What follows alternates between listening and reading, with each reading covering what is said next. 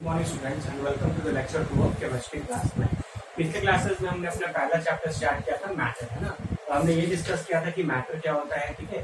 और हमने फिर टाइप्स ऑफ मैटर, मैटर किन सारी चीजों से बना होता है, पार्टिकल्स, और उसके बारे में हम लोग उसके बारे में डिटेल में स्टडी करके उसके 6-7 पॉइंट्स को जस्ट डिस्कस किया था और हमने डिफ्यूजन पे अपने क्लास को कंप्लीट किया था, ठीक है।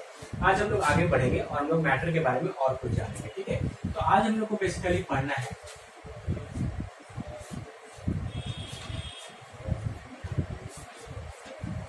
टाइप्स ऑफ मैटर, है ना, कि मैटर के कितने टाइप्स होते हैं, ठीक है। तो मैटर के बेसिकली 3 टाइप्स होते हैं, ठीक है।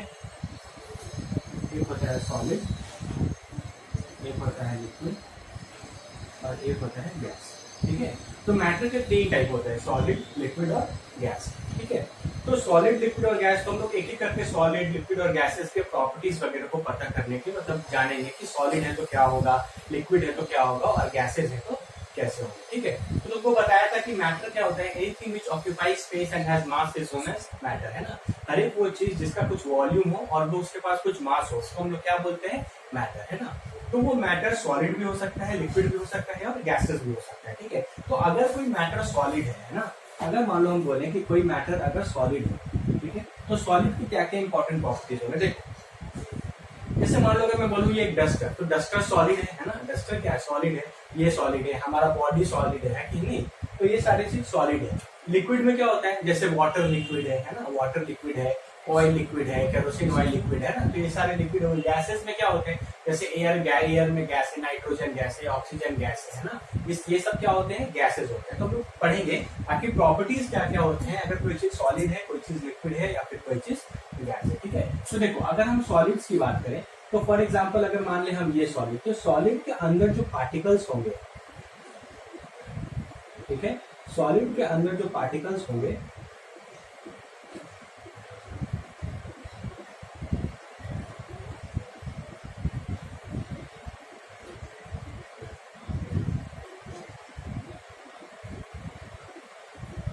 ठीक है। देखो ये सॉलिड है और ये क्या है, मतलब तुमको पता है कोई भी मैटर किससे बना होता है, कोई भी मैटर पार्टिकल से बना होता है। तो ये मेरे बेसिकली क्या है, सॉलिड के पार्टिकल्स है ना। तो ये जो सॉलिड के पार्टिकल्स हैं, ये देखो इसका अरेंजमेंट देखो, बेसिकली क्या देखना है, पार्टिकल्स का अरेंजमेंट हम लोग को देखना है, पार्टिकल्स का अरेंजमेंट। तो पार्टिकल्स जो अरेंज हैं वो देखो एक दूसरे से बहुत क्लोजली अरेंज है ना, वो सारे पार्टिकल्स एक दूसरे से एकदम क्लोजली है।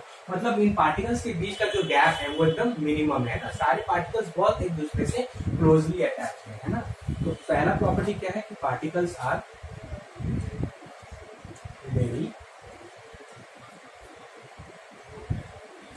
Closely packed. इंपॉर्टेंट क्या है कि पार्टिकल्स जो है, देखो ये फिगर देखो और इसके अंदर जो पार्टिकल्स है वो देखो, सारे पार्टिकल्स एक दूसरे से बहुत क्लोज है ना। तो बोलते हैं particles are very closely packed, है ना, ठीक है। अब देखो क्योंकि ये पार्टिकल्स क्लोजली पैक्ड है ना, क्योंकि पार्टिकल्स क्लोजली पैक्ड है, इसलिए सॉलिड का जो शेप एंड साइज होता है वो डेफिनेट होता है ना। जैसे देखो अगर मैं बोलूं कि ये डस्टर है, ठीक है, तो ये डस्टर एक सॉलिड है, मतलब डस्टर के जो पार्टिकल्स है वो क्लोजली पैक्ड है, इसलिए डस्टर का ऐसा शेप और साइज है ना। इसलिए डस्टर का शेप और साइज जो है वो फिक्स होगा, कभी भी डस्टर का शेप और साइज चेंज नहीं करेगा। जैसे अगर ये डस्टर है तो ऐसा नहीं होगा कि अगर हम इसको 10 दिन के लिए छोड़ दें, 10 दिन के बाद इसका शेप या साइज कुछ चेंज हो जाएगा, है ना। क्योंकि सॉलिड में क्या होता है, जो पार्टिकल्स है उनके पार्टिकल्स जो होते हैं वो क्लोजली पैक्ड होते हैं, उनके बीच में कोई गैप नहीं होता है ना, गैप नहीं होता, इसलिए इस सॉलिड्स के साइज और शेप क्या होता है वो डेफिनेट होता है, ठीक है। तो मैं लिख सकता हूँ कि solids have definite shape, solids have definite shape and size.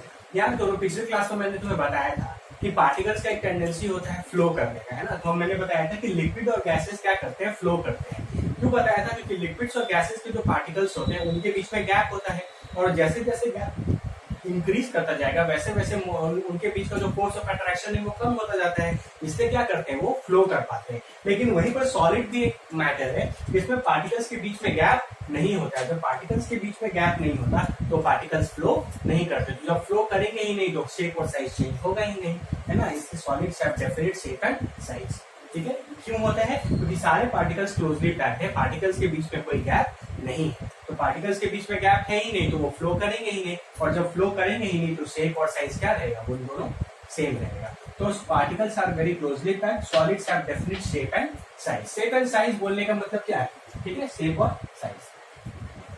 अब देखो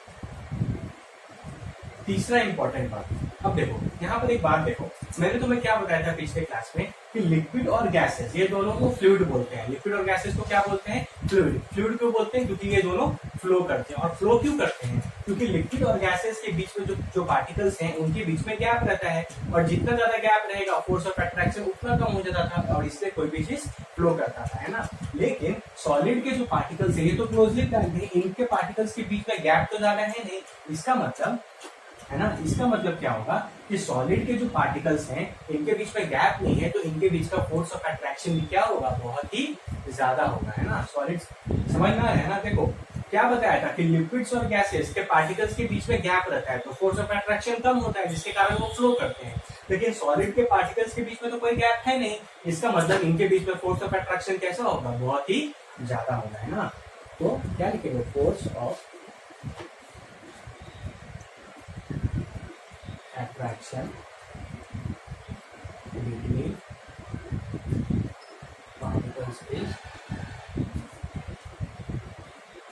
maximum, है ना। Force of attraction between particles क्या होगा, वो मैक्सिमम होगा, ठीक है, समझ में आ रहा है। अब देखो क्योंकि एटम्स क्लोजली पैक्ड हैं, है ना, फोर्स ऑफ अट्रैक्शन बहुत ज्यादा है तो सॉलिड्स कभी फ्लो नहीं करते, है ना। तो हम लोग लिखेंगे सॉलिड्स डज नॉट, ठीक है। अब ये फ्लो नहीं करते हैं इसलिए इनको हम लोग फ्लूइड नहीं बोलते। जो चीज फ्लो करता है उसको फ्लूइड बोलते हैं। तो लिक्विड्स फ्लो करता है, गैसेस फ्लो करता है, तो लिक्विड और गैसेस दोनों को ही फ्लूइड बोलते हैं ना। इन दोनों को ही क्या बोलते हैं, फ्लूइड, ठीक है। जबकि सॉलिड जो है वो फ्लो नहीं करता है तो ये फ्लूइड नहीं होगा। तो सॉलिड्स आर नॉट, ठीक है। चलो नोट डाउन कर लो।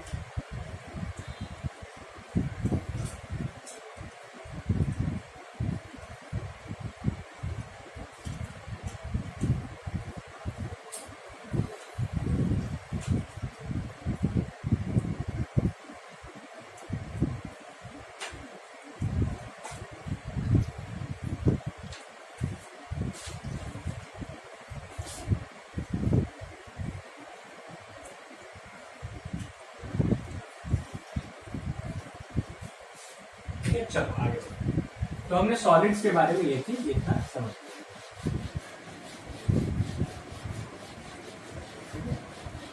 अब देखो एक और बहुत इंपॉर्टेंट फैक्टर हम तुमको समझाते हैं जिसको हम लोग बोलते हैं कंप्रेसिबिलिटी। जिसको हम लोग क्या बोलते हैं, कंप्रेसिबिलिटी किसको बोलते हैं ये चीज समझो, ठीक है। जैसे देखो कंप्रेसिबिलिटी का मतलब होता है, कंप्रेसिबिलिटी का मतलब होता है कि अगर हम किसी चीज पे कोई फोर्स लगा रहे हैं ना, कभी भी किसी चीज पे कोई फोर्स लगा रहे हैं तो वो क्या करेगा, उसका वॉल्यूम रिड्यूस होगा, है ना। उसका वॉल्यूम क्या हो जाएगा, रिड्यूस हो जाएगा। उसको हम लोग बोलते हैं कंप्रेसिबिलिटी। जैसे समझने की कोशिश करो, देखो हम तुमको यहाँ पर अच्छे से समझाते हैं। मान लो फॉर एग्जाम्पल यहाँ पर इसके अंदर मैंने लिक्विड रखा, क्या रखा है यहाँ पर, इसके अंदर मैंने लिक्विड रखा, ठीक है। तो पार्टिकल्स होंगे ऐसे होंगे, थोड़े दूर दूर होंगे, है ना। बताया था ना कि लिक्विड के जो पार्टिकल्स होते हैं उनके बीच में गैप होता है। तो ये लिक्विड हो गया, ये है मेरा लिक्विड, ठीक है। यहाँ पर हम रख लेते हैं, यहाँ पर हम रख लेते हैं सॉलिड। तो सॉलिड रखेंगे तो पार्टिकल्स कैसे होंगे बोलो, एकदम क्लोजली पैक्ड होंगे।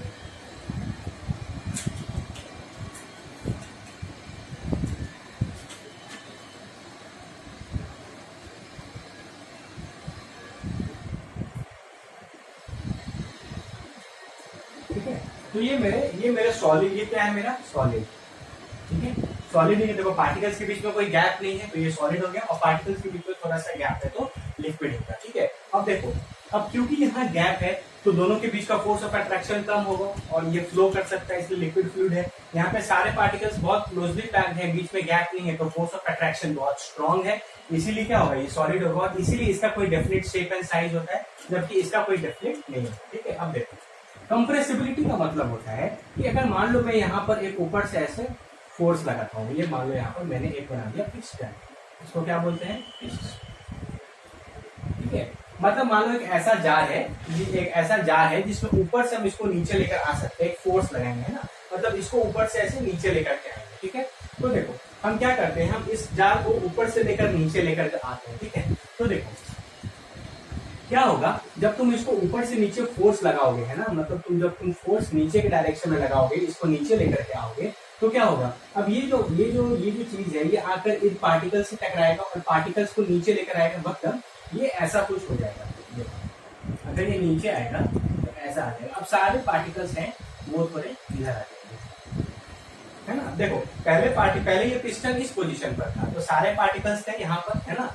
अब क्या होगा, अब ये पार्टिकल्स को क्या हो गया, अब मैंने ऊपर से फोर्स लगाया, है ना, मैंने ऊपर से फोर्स लगाया, तो ये पिस्टन क्या हो गया, ये नीचे आ गया, पिस्टन क्या हुआ, नीचे आ गया। तो देखो अब ये सारे पार्टिकल्स पहले इतने बड़े वॉल्यूम में थे V1, और अब कितने छोटे वॉल्यूम में आ गए V2, और ये तो दिख रहा है कि V2 क्या है, V1 से छोटा है ना, ये वाला वॉल्यूम छोटा है V1 से। तो देखो हुआ क्या कि जब तुमने कोई एक्सटर्नल फोर्स लगाया तो इसका वॉल्यूम रिड्यूस हो गया ना। जब तुमने कोई एक्सटर्नल फोर्स लगाया तो पहले पार्टिकल्स इतने वॉल्यूम में थे V1, लेकिन फोर्स लगाने के कारण क्या हो गया, तुमने वॉल्यूम को V1 से V2 कर दिया, है ना, मतलब V2 जो है वो लेस देन V1 है ना। तो अगर फोर्स लगाने से तुम्हारा वॉल्यूम रिड्यूस हो जाता है, तो हम लोग बोलते हैं कि वो स्टेट ऑफ मैटर या वो चीज, वो पर्टिकुलर सब्सटेंस कंप्रेसिबल है, मतलब उसको कंप्रेस किया गया है। कंप्रेस करने का मतलब क्या होता है, कंप्रेस का मतलब होता है कि इफ यू अप्लाई है external force, its volume decrease, ठीक है, इट्स वॉल्यूम डिक्रीज, ठीक है। इसका मतलब होता है कि जब तुमने कोई एक्सटर्नल फोर्स लगाया, तो फोर्स लगाने के बाद अगर वॉल्यूम रिड्यूस हो जाता है, तो हम लोग बोलते हैं कि वो चीज कंप्रेसिबल है। अब सॉलिड में देखो, अब सॉलिड में मान लो कि तुम यहाँ पर लेकर आए, पहले इसने इतना वॉल्यूम ऑक्यूपाई करके रखा है, देखो V1 इतना वॉल्यूम है इसका V1। जब तुम इसको कितना भी कंप्रेस करोगे, ये हमेशा इतना ही वॉल्यूम पे रहेगा। देखो ये अभी भी, अब कंप्रेस करने के बाद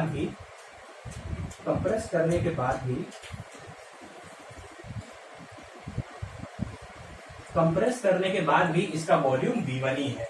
तो सॉलिड के केस में V1 is equal to V1 ही है। मतलब सॉलिड्स पे क्या होता है कि सॉलिड्स पे अगर तुम एक्सटर्नल फोर्स लगाओगे तो सॉलिड का वॉल्यूम चेंज नहीं करता है। रीजन समझो, देखो ऐसा क्या बात है कि लिक्विड में वॉल्यूम चेंज हो गया जबकि सॉलिड में वॉल्यूम चेंज नहीं हुआ। देखो इसका सिंपल सा रीजन देखो, दिख रहा है यहाँ पर।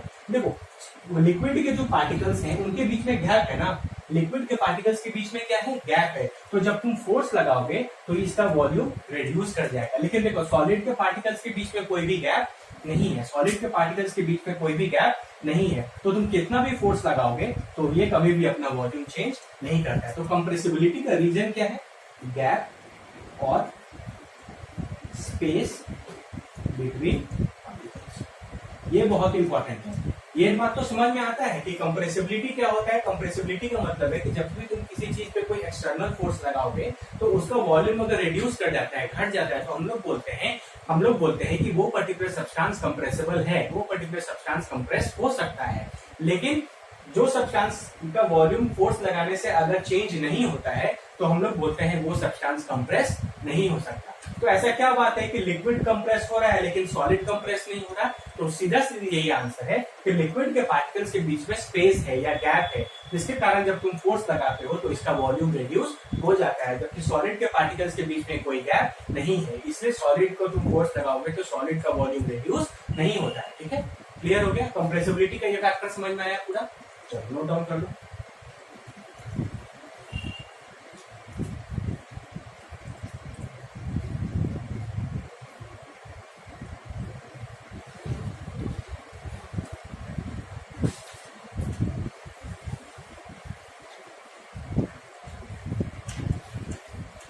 चलो आगे बढ़ो। ठीक है, इतना चीज समझ में आ गया है ना यहाँ पर। तो यहीं पर देखो, यहीं पर अगर हम तुमको एक और चीज समझाने का कोशिश करें, है ना, ठीक है, देखो यहीं पर हम क्या करते हैं, हम गैस को भी लेकर आ जाते हैं, है ना। अगर हम क्या करते हैं, यहाँ पर हम गैस को भी ले आते हैं, तो गैस के पार्टिकल्स तो और दूर दूर होंगे, है ना, गैस के पार्टिकल्स तो और दूर होंगे। ये सॉलिड है, ये लिक्विड है, तो सॉलिड के पार्टिकल्स एकदम क्लोज क्लोज, लिक्विड के पार्टिकल्स के बीच में गैप होगा लेकिन थोड़ा होगा, लेकिन गैस के पार्टिकल्स तो बहुत दूर होंगे, है ना। तो अगर मान लो अब ऐसा हो कि अब हम यहाँ पर एक पिस्टन लेकर के आ जाए और अब हम, मेरा काम है अब इस गैस पे हम कोई एक्सटर्नल फोर्स F लगाते हैं नीचे, मतलब इस पिस्टन को ऊपर से ऐसे नीचे लेकर के आ रहे हैं। अब देखो क्योंकि गैस के पार्टिकल्स के बीच का गैप बहुत ज्यादा है तो ये बहुत ज्यादा कंप्रेस होगा, कंप्रेस तो होगा, है ना। तो अब ये ऐसा हो जाएगा, है ना। देखो पहले कितना वॉल्यूम ऑक्यूपाई किया होता, पूरा वॉल्यूम ऑक्यूपाई किया होता V1, है ना, लेकिन अभी कितना वॉल्यूम ऑक्यूपाई कर दिया V2। अब ये बात तो देखिए कि वॉल्यूम चेंज हो गया, है ना, वॉल्यूम चेंज हो गया, मतलब V2 जो है वो मेरा V1 से तो कम है। इसका मतलब ये बात प्रूव हो गया कि गैसेस क्या होते हैं, कंप्रेसिबल होते हैं। गैसेस भी कंप्रेसिबल है, लिक्विड भी कंप्रेसिबल है, लेकिन सॉलिड्स कंप्रेसिबल नहीं है। लेकिन अगर तुमसे एक क्वेश्चन पूछे तो बताओ लिक्विड में भी वॉल्यूम घट रहा है और गैस में भी वॉल्यूम रिड्यूस घट रहा है, तो दोनों में से कंप्रेसिबल ज्यादा कौन होगा, बताओ बताओ, दोनों में से कंप्रेसिबल ज्यादा कौन होगा? वेरी गुड, गैस होगा ना ज्यादा। क्यों? क्योंकि गैस के पार्टिकल्स के बीच का डिस्टेंस ज्यादा है तो ये ज्यादा कंप्रेस होगा। उससे कम कौन सा होगा? लिक्विड, क्योंकि लिक्विड के पार्टिकल्स के बीच में गैप तो है लेकिन गैस से कम है, तो ये कंप्रेसिबल होगा लेकिन गैस से कम होगा। और सॉलिड के पार्टिकल्स के बीच में तो गैप ही नहीं है तो इसका वॉल्यूम रिड्यूस होगा ही नहीं, और रिड्यूस नहीं होगा तो सॉलिड्स सॉलिड्स कभी कंप्रेस नहीं होते हैं। ठीक है, तो समझ में आ गया। इसका मतलब सबसे कम कंप्रेसिबल कौन होगा? सॉलिड। उससे ज्यादा कौन होगा? लिक्विड। और सबसे ज्यादा कंप्रेसिबल कौन होगा? गैस। इसका रीजन क्या है? क्योंकि सॉलिड्स के बीच में, पार्टिकल्स के बीच में कोई गैप नहीं होता, लिक्विड के बीच में गैप है लेकिन थोड़ा थोड़ा कम गैप है, और लेकिन गैसेस के बीच के, पार्टिकल्स के बीच का गैप क्या है? बहुत ज्यादा है। इसलिए गैसेस सबसे ज्यादा कंप्रेसिबल, उससे कम लिक्विड, और सॉलिड्स तो कंप्रेस होते ही नहीं। तो मेरे हिसाब से ये कंप्रेसिबिलिटी का फैक्टर पूरा समझ में आ गया, है ना। कंप्रेसिबिलिटी का मतलब बस यही है कि अगर तुम किसी चीज पर कोई एक्सटर्नल फोर्स एक्ट कर रहे हो, है ना, if you apply an external force on a particular substance और उसका वॉल्यूम रिड्यूस हो जाता है, वॉल्यूम घटता है, इसका मतलब वो पर्टिकुलर सब्सटेंसेस कंप्रेसिबल है। ठीक है, और हायरार्की बेसिस पे बात करें तो solids are incompressible, liquids and gases are compressible, और उसमें भी gases are more compressible than liquids. Okay, note down, है ना। ठीक है, समझ में आ गया। चलो, तो जब ये बातें हो गई तो हम यहां पर लिख सकते हैं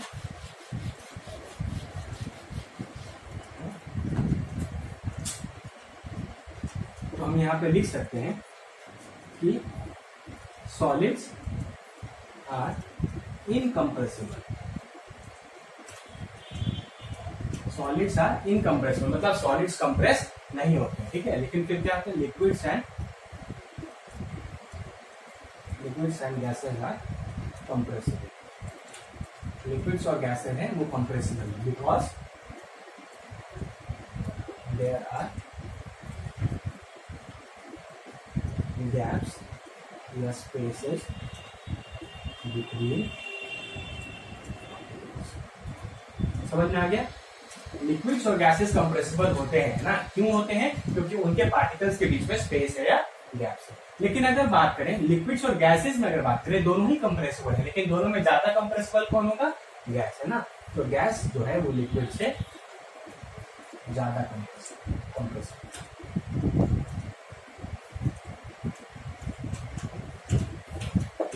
क्लियर हो गया?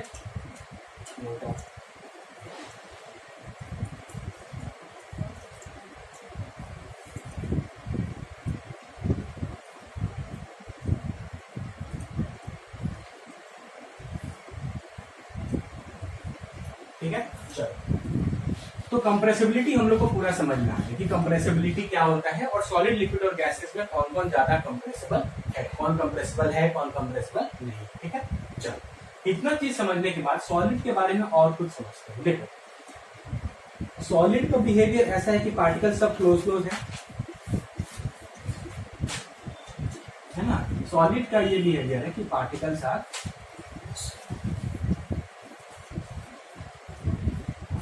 टाइटली पैक्ड, है ना।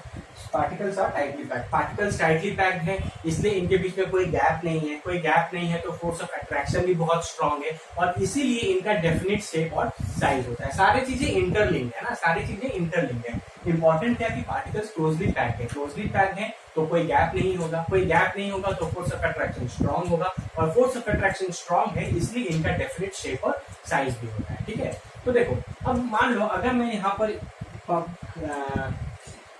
कोई फोर्स लगाता हूँ, मान लो जैसे फॉर एग्जांपल फोर्स लगाने का मतलब है कि मान लो मैं यहाँ पर एक डस्टर पे रखता हूँ और मैं एक हैमर लेता हूँ और हैमर से इस डस्टर को मारता हूँ, तो क्या होगा, है ना। तो बहुत लोग को कंफ्यूजन रहता है कि ये मारेंगे तो इस अगर हम इसको मारेंगे तो हो सकता है कि इसका शेप और साइज चेंज हो जाए, जबकि ऐसा सॉलिड्स में पॉसिबल नहीं है।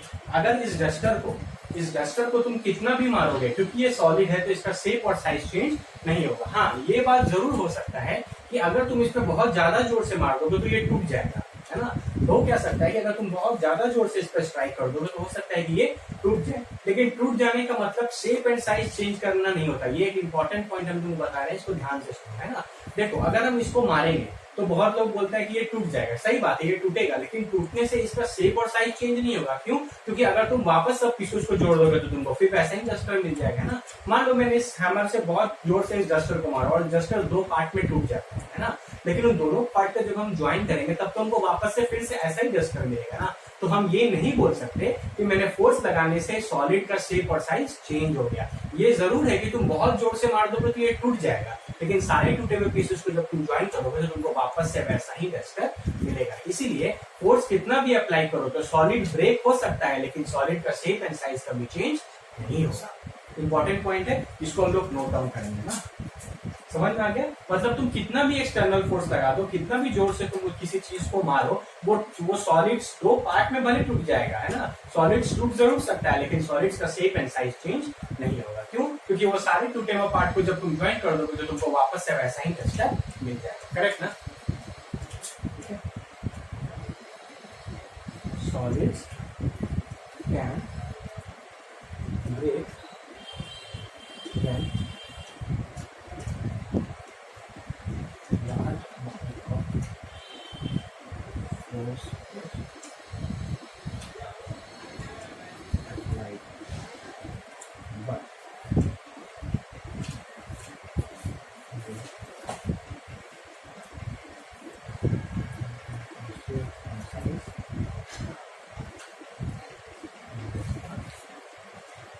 देखो यहाँ हम ये पॉइंट इसलिए बता रहे हैं, ये पॉइंट हम इसलिए बता रहे हैं कि लोगों को कंफ्यूजन रहता है। कभी मान लो ऐसा क्वेश्चन आ जाए कि तुमसे कोई पूछ दे कि मान लो मैंने कोई एक सॉलिड चीज लिया और उसको मैंने बहुत जोर से मारकर उसको तोड़ दिया, तो उसका शेप एंड साइज तो चेंज हो गया। तो तुम उसको बोलना कि नहीं, उसका शेप एंड साइज चेंज नहीं हुआ, तो आपने बहुत ज्यादा फोर्स लगाया है इसलिए वो टूट गया है। लेकिन अगर सारे टूटे हुए पीसेस को हम ज्वाइन कर देंगे तो हमको वापस से वही शेप एंड साइज का ऑब्जेक्ट मिलेगा जो मेरा मारने से पहले था। इसलिए कभी सॉलिड्स का कभी शेप और साइज चेंज नहीं हो सकता। ये हो सकता है कि जब मैंने बहुत ज्यादा फोर्स लगा दिया तो वो टूट जाएगा, ये पॉसिबिलिटी जरूर है, लेकिन उसका शेप एंड साइज चेंज नहीं होगा।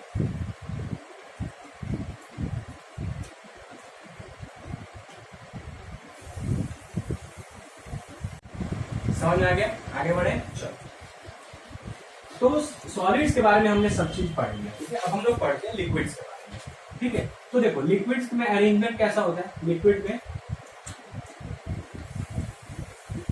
लिक्विड में सबसे पहले क्या है, पार्टिकल्स के बीच में गैप होगा। पार्टिकल्स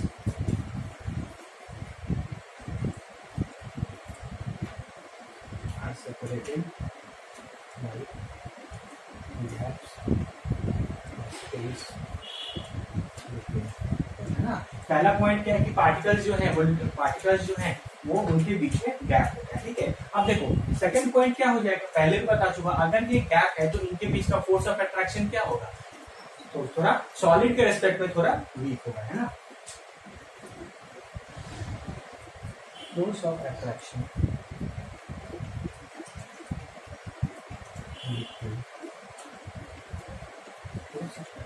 between particles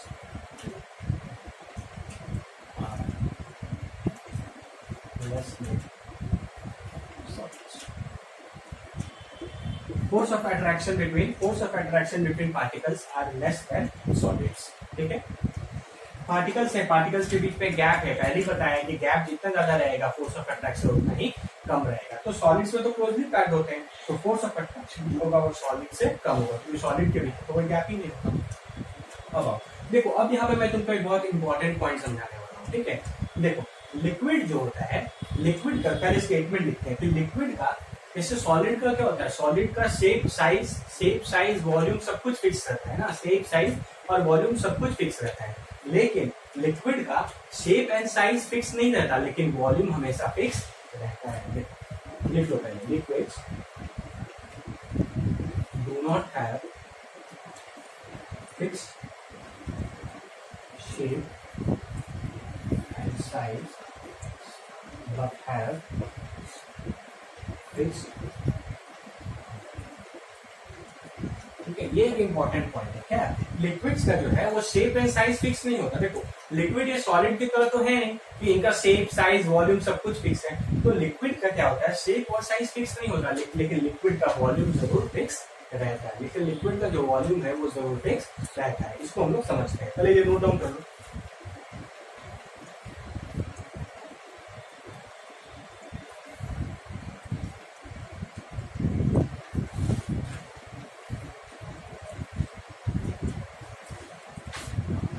ठीक है, नोट डाउन कर लिया। देखो इसको समझते हैं एक एग्जांपल से। जैसे देखो लिक्विड का फॉर्म मान लो मैंने एग्जांपल ले लिया वाटर, करेक्ट। वाटर तो लिक्विड है। अब मैं क्या करता हूँ, ध्यान से देखना। अब मैंने कितना वाटर लिया, फॉर एग्जांपल मान लो मैंने 1 लीटर वाटर लिया, ठीक है। एक बार मैंने 1 लीटर वाटर को मैंने एक इतने बड़े जार में रख दिया। एक जार मेरा इस तरीके का है और दूसरा जार मेरा इस तरीके का है, ठीक है। ये जार 1 और ये जार 2। मैंने क्या किया, मैंने 1 लीटर पानी लिया और एक जार इस तरीके का दिखता है और एक जार इस तरीके का दिखता है ना। मैंने दोनों में 1-1 लीटर पानी डाल दिया, ठीक है। दोनों में मैंने कितना लीटर पानी डाला, 1 लीटर। ये भी 1 लीटर और मैंने इसमें भी 1 लीटर, है ना। अब ध्यान से देखना, देखो दोनों अमाउंट तो 1-1 लीटर ही है, लेकिन मैंने एक वर्टिकल में और एक इस तरीके से, जार नंबर 1 जार नंबर 2। अब देखो वाटर लिक्विड का क्या प्रॉपर्टी होता है कि लिक्विड जिस भी कंटेनर में जाएगा, ध्यान से देखना, देखो लिक्विड जिस भी कंटेनर में जाएगा वो हमेशा उसी कंटेनर का शेप एंड साइज ले लेगा, करेक्ट ना। जैसे देखो यहाँ पर लिक्विड इस लंबे वाले जार में था, तो लिक्विड इस तरीके का वर्टिकल हो गया, लेकिन यहाँ लिक्विड इस तरीके के जार में, तो इस जार का जैसा शेप है लिक्विड ने भी वही शेप ले लिया, जबकि वॉल्यूम दोनों का 1-1 लीटर ही है। ध्यान से देखो, है ना। तो मैंने क्या बताया था, लिक्विड्स का शेप एंड साइज फिक्स नहीं होता, लेकिन लिक्विड का वॉल्यूम फिक्स जरूर होता है। शेप एंड साइज डिपेंड करता है कि तुमने उस लिक्विड को किस कंटेनर में रखा है। मान लो हो सकता है कि मैं यहाँ पर एक इस तरीके का स्फेरिकल कंटेनर ले, है ना। इसमें भी हम 1 लीटर पानी ले सकते हैं, है ना। इसमें भी मान लो 1 लीटर वाटर रखा, है ना। तो देखो ये तीनों जार अलग अलग शेप के हैं, है ना। तो इन तीनों का लिक्विड का शेप साइज तो कंटेनर पे डिपेंड कर रहा है कि मैंने कैसा कंटेनर में उस लिक्विड को रखा है, लेकिन इन तीनों का वॉल्यूम तो 1-1 ही लीटर है ना। इसलिए बोलते हैं कि लिक्विड का कोई डेफिनेट शेप एंड साइज नहीं होता, लेकिन डेफिनेट वॉल्यूम जरूर होता है ना। लिक्विड का डेफिनेट वॉल्यूम जरूर होता है। लिक्विड का शेप एंड साइज वही होगा जिस लिक्विड में जो कंटेनर में तुम उस लिक्विड को रख दोगे। कंटेनर का जैसा शेप एंड साइज हो जाएगा, लिक्विड भी वही शेप एंड साइज लेगा, करेक्ट। इंपॉर्टेंट पॉइंट समझ में आया।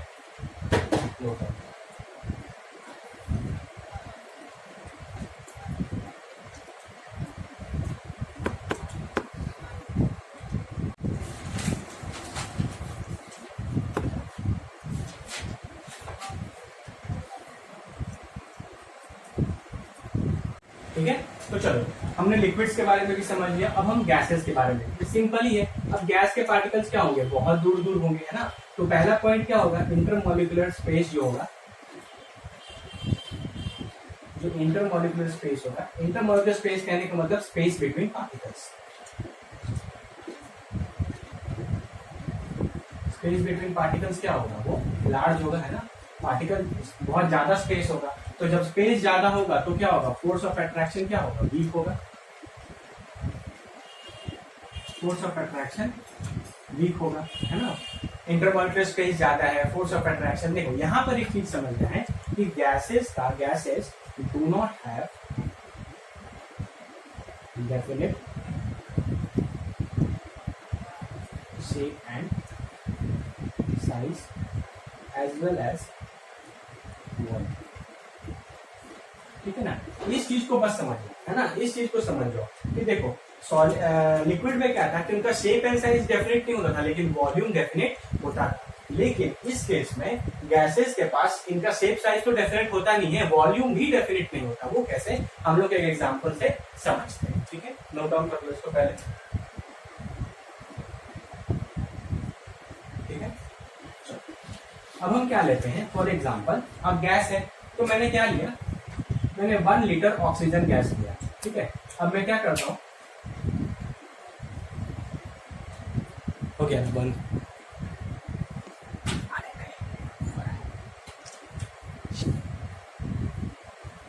ठीक है, अब देखो, अब मैं तुमको समझाता हूँ। फॉर एग्जाम्पल जैसे देखो, मान लो मैंने यहाँ पर एक क्यूबॉइड लिया। ठीक है, मैं यहाँ पर एक ऐसा लेता हूँ। ठीक है, और मैं यहाँ पर एक मान लो स्फेरिकल लेता हूँ। 3 शेप लिया मैंने, jar number 1, jar number 2, jar number 3। ठीक है, तीनों में मैंने मान लो equal amount of oxygen gas लिया। ऑक्सीजन गैस है ना, ऑक्सीजन गैस मैंने इन तीनों में डाल दिया, इसमें भी और इसमें भी। ठीक है ना। देखो बाबू, अब बहुत इंपॉर्टेंट पॉइंट है, ये समझ लो। एक बात तो तुम ये समझ जाओ कि जिस कंटेनर में डालेंगे उस कंटेनर का शेप एंड साइज ले लेगा, लिक्विड की तरह, है ना। जिस कंटेनर में भी गैस को डालेंगे, अगर इसमें डालेंगे तो क्यूबॉइड शेप का होगा, इसमें डालेंगे तो ऐसा शेप का होगा, इसमें डालेंगे तो स्फेरिकल शेप का हो जाएगा। तो शेप एंड साइज तो डिपेंड कर गया कंटेनर पे, जैसा शेप का कंटेनर होगा वैसा ही मेरा गैस का शेप भी हो जाएगा। अब वेरी इंपॉर्टेंट बात, अब देखिए हम यहाँ पर क्या लिखे हैं कि गैसेस का वॉल्यूम भी फिक्स नहीं होता है। देखो, गैसेस का एक इंपॉर्टेंट प्रॉपर्टी क्या होता है कि गैसेस को तुम जैसे ही मान लो गैस को इसमें डाल दोगे, तो गैस का एक प्रॉपर्टी होता है क्या कि गैस हमेशा पूरे में फैलता है।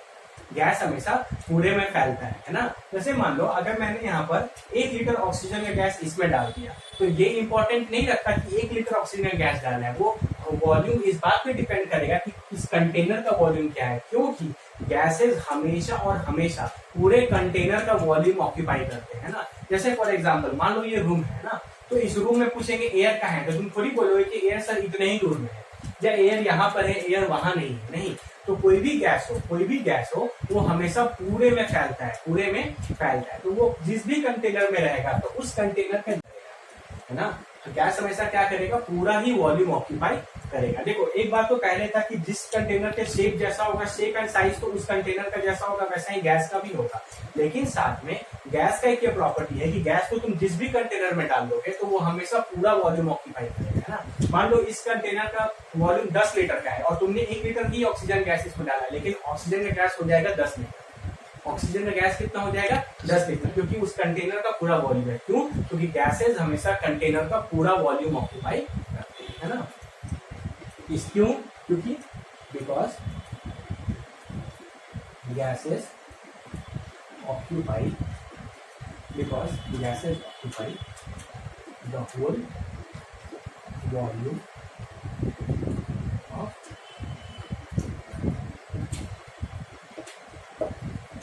समझ में आ गया, इंपॉर्टेंस समझ में आ गया।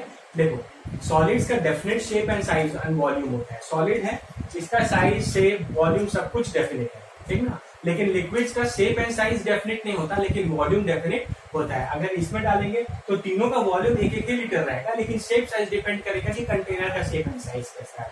लेकिन गैसेस में ना shape and size he definite होता है और ना वॉल्यूम ही डेफिनेट होता है। इसका मतलब उस शेप और साइज का तो होगा जिसमें कंटेनर होगा, लेकिन वॉल्यूम भी वो हमेशा पूरा कंटेनर का वॉल्यूम ऑक्यूपाई करेगा, है ना। जैसे देखो, यहाँ पे 1 लीटर ऑक्सीजन गैस मैंने इसमें डाला, इसका मान लो कैपेसिटी 10 लीटर है, इसका कैपेसिटी 20 लीटर और इसका कैपेसिटी 30 लीटर है ना। तो 10 लीटर, 20 लीटर, 30 लीटर का कैपेसिटी है, लेकिन ऑक्सीजन गैस सब में मैंने 1-1 ही लीटर डाला है ना। ऑक्सीजन गैस 1 ही लीटर डाला, लेकिन इसमें ऑक्सीजन गैस हो जाएगा 10 लीटर, इसमें हो जाएगा 20 लीटर, इसमें हो जाएगा 30 लीटर। ऐसा क्यों? ऐसा इसीलिए कि गैसेस का प्रॉपर्टी होता है कि वो हमेशा पूरा वॉल्यूम ऑक्यूपाई करता है। तो जो कंटेनर का वॉल्यूम होगा वही गैस का भी वॉल्यूम होगा, जो कंटेनर का वॉल्यूम होगा वही मेरा गैस का भी वॉल्यूम होगा। तो गैस का वॉल्यूम यहाँ पे 10 लीटर, यहाँ 20 लीटर और यहाँ 30 लीटर हो गया, तो वॉल्यूम भी फिक्स नहीं रहता है। इसलिए मैं यहाँ पर लिखा हूँ as well as volume 2 because gases occupy the whole volume of the container. ठीक है, तो ये आज का क्लास हम लोग यहाँ पे स्टॉप करेंगे। हमने पूरा सॉलिड, लिक्विड और गैसेस कंप्लीट कर लिया। ठीक है, नेक्स्ट क्लासेस में ये चैप्टर कंप्लीट करेंगे। Thank you.